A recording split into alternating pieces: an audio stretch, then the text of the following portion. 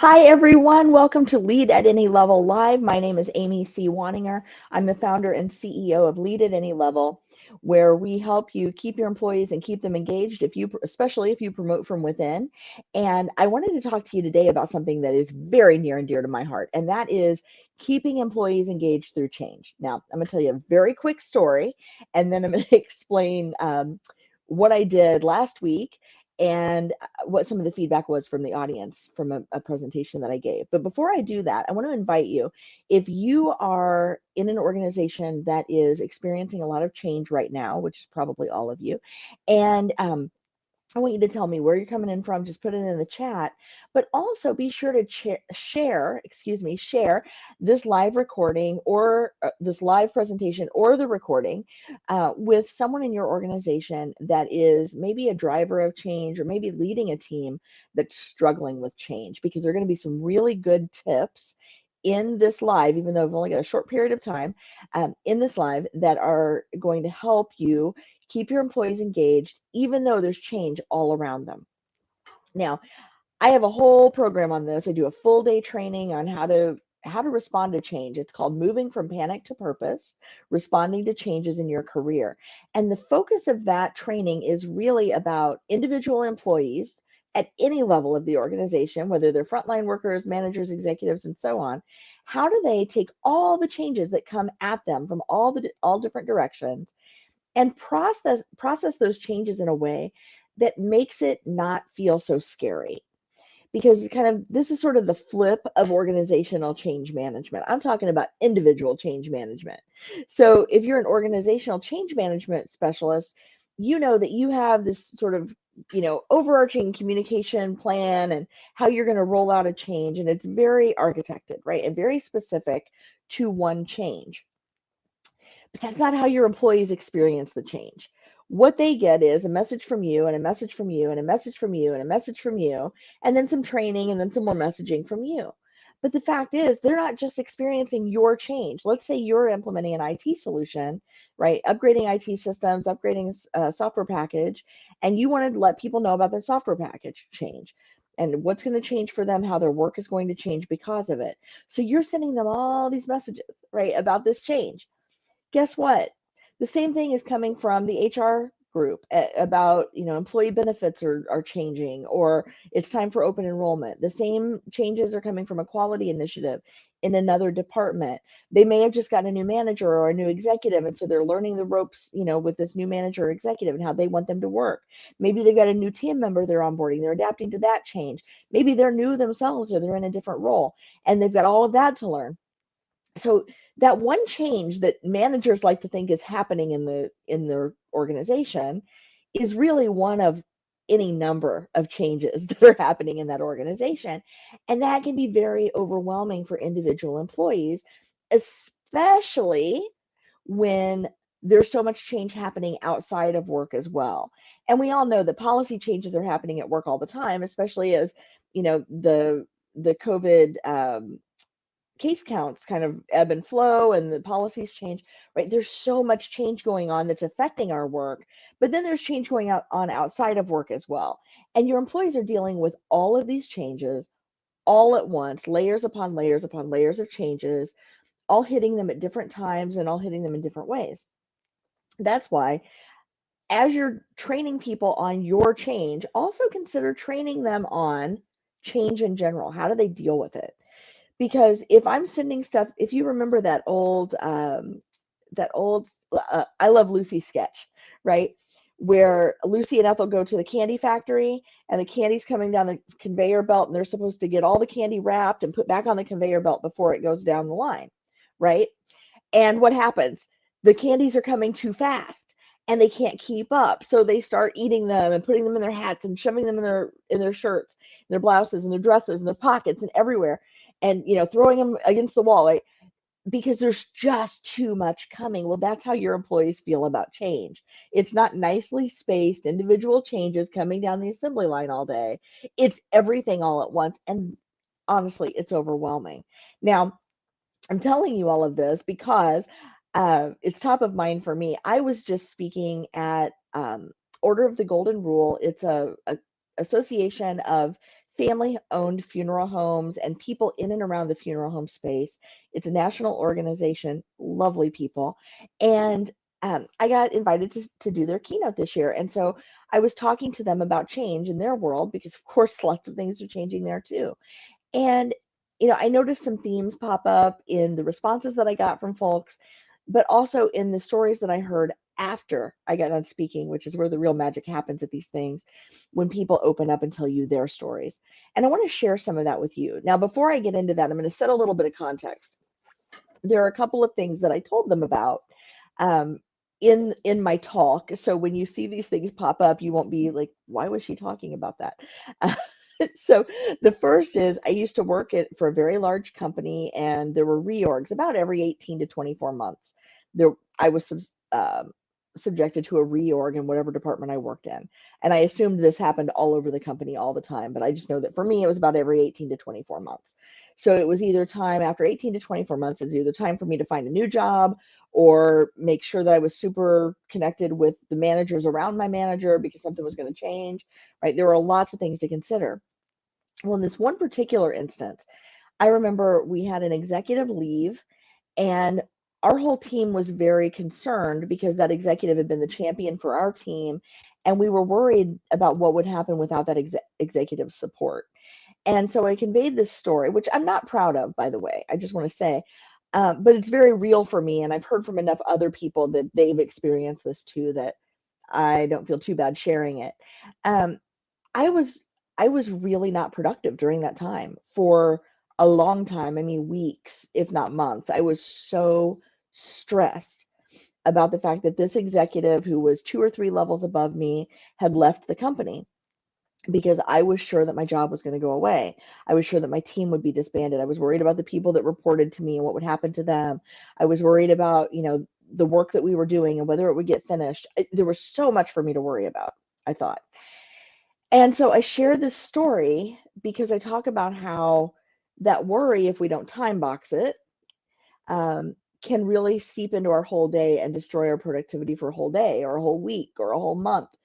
And, as you're thinking about all the changes that are happening in your organization and you think about what are people worried about, which is a lot right now, let me just say, um, that worry is destroying their engagement at work. So as you look at some of the stuff, you're going to say, well, what is that about? I'll explain it. But I wanted to set some context. The other thing that I walked through in this presentation was really a way to predict the future. And I'm going to be honest with you, it's nothing more than a project management risk assessment technique where you just identify what do you need to, what are you worried about? Excuse me, what are you worried about that could happen? And what can you do about it? What can you do to prepare, avoid, lessen the impact or whatever. So it's really a simple technique, but people don't think to apply it in this way. So as I go through this, you're going to see something that's going to look a little weird, I assure you, and I'll explain that here in a minute. So let me go this way. I'm going to show you just these cards that I get. I always, whenever I do, if you watched these before, you know that whenever I do a conference session, and sometimes even a corporate training, I give out these cards. And the cards say very simply at the top, what is the one thing you'll do differently as a result of today's program? Because I want to know, number one, did I say anything valuable to the room? But number two, did it make a difference? Right? Are they going to actually do something different because of, the investment that their organization made bringing me in? And I'm happy to say that there's always there's always some good feedback. So let me show you what some of that looks like. One second. I pull that up. All right, here we go. So this says, what's the one thing you'll do differently as a result of today's program? Change my mindset. So in this case, I don't know why we're getting that background image. Hold on one second. We're just gonna let it go. All right, we're gonna let it ride. So the one thing this person would do differently is change their mindset about change. Because if we go into change with a mindset of doom and gloom, we're often going to not enjoy the change process, and we're probably not going to have very good results after it. This individual, this is the one I warned you might be a little out there for what I was talking about, but what's the one thing you'll do differently as a result of today's program? This individual said, I'm going to update my will and my retirement plan. And the reason I think where this came from, I wasn't talking about wills and retirement plans, but I asked them to think about what's something that they're actually actively worried about. What's a change that they're really worried about? And then one of the steps is, okay, but what are you going to do about that? How are you going to prepare yourself or prepare the people around you for that change? And so my guess is that's where this one was coming from. But I found this one really interesting because clearly this person is worried, maybe about their health, maybe about the state of the world, maybe about, um, their retirement, maybe there's some milestones, maybe there's something triggered that, but because they were working through a real life example, this is something that person's going to go do to make a difference for themselves and to reduce some of that worry so they can get, be more engaged at work.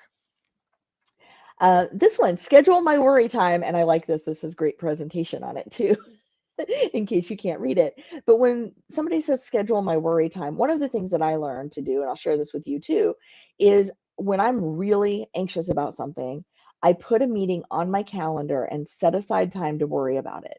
And I'm not allowed to do anything else. I'm not allowed to worry about that thing any other time except that little block of time on my calendar, 15 minutes or 30 minutes. And in the story I told, it was a 4:30 to 5 o'clock block where I was just going to worry about the change that was happening at work, and I wasn't going to do anything else in that 30 minutes, and I wasn't going to worry outside of that 30 minutes. And it changed my whole life, I'm telling you. So this person, a lot of people picked up on that and said it would be very helpful for them to shrink down the time that they allow themselves to worry about something. This one too, I like the time slot to worry. So this was a popular tip from me today. Schedule time to worry, another one. Worry less and have better feelings on change. And this is so important. I talked about in the session, if we think about ourselves in the future and we're happy in the future, right? We think about a future where we're happy, we borrow some of that happiness in the moment. Now, the good news is when we borrow it in the moment, we don't lose it in the future. It's still going to be there waiting for us, but we get a little bit of it right now, right? Like the free sample of the perfume at the department store. Get a little bit now, get a whole lot later. But the same is also true of worry. If we stress about what's going to be happening in the future and we picture ourselves miserable in the future, guess what? We borrow some of that nastiness now, and now we got to sit in that now and in the future. So if we just picture the scenario, right, a little bit further out where we're happy with the change or where we've adjusted and we have some opportunity, now we can actually feel good right now instead of worrying about all that part in the middle that is usually not so much fun. Don't think in tragedy, think in opportunity. And I like that this person quoted me to myself on this card. I think this is really cute.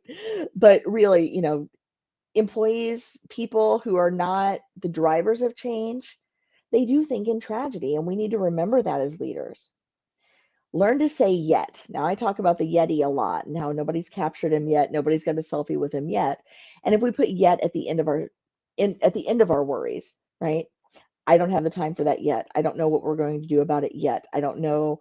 I don't have the right training yet. I don't have enough people yet, right? It creates an opportunity for some possible future that we actually are looking forward to. And then this person also said, learn that I can only control what's in my circle. And this is another activity that we did where we talked about what can you control and what are you responsible for. Um, and this person is going to do a thought process change. Like, how are they going to change their thought processes to really embrace what's going on around them and look for the opportunity? And I like that they said they enjoyed my program. Let's see. And this one, I believe, was supposed to say, greet the day, go outside and start fresh. So this comes from a story I told about my own experience with postpartum depression. And one of the things um, that we were advised to do is if you're feeling down, go outside, take a deep breath, look, really just appreciate that the day is a new opportunity for something different, that today is, a gift that you have, and get a little sun on your face, get a little fresh air in your lungs, and, really just show a little bit of gratitude, even for a moment, can really reframe how we feel about the day, especially when we're stressed. This is the Schedule 4:30 worry time. And that's the end of this one. So I had about 75 people in this audience. This was, like I said, it was funeral home directors from all over the country, and they were such a welcoming group. And I brought my hula hoop, and I actually couldn't believe it. But as I was walking out, one of the women stopped me, and she said, I used to do competitive hula hooping.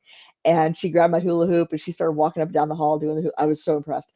That's never happened to me before. So, but we did have a lot of fun today talking about change. But the takeaway for you, the reason I'm sharing all of this with you, is because I know that somewhere in your organization, employees are struggling with all the changes, and somewhere in your organization, they need help and they need support and they need a way to process what they're going through and to you know, and to really feel like there's a future for them through whatever they're going through. So please make that space for your employees. Give them the time that they need, give them the tools and the resources and the training that they need to process not just the one change that you think that they're dealing with, but all those changes coming down the conveyor belt all day, every day that they have to deal with while they're just doing business as usual, while they're doing their normal jobs. If this is something that you need help with in your organization, please contact me. You can book time with on my calendar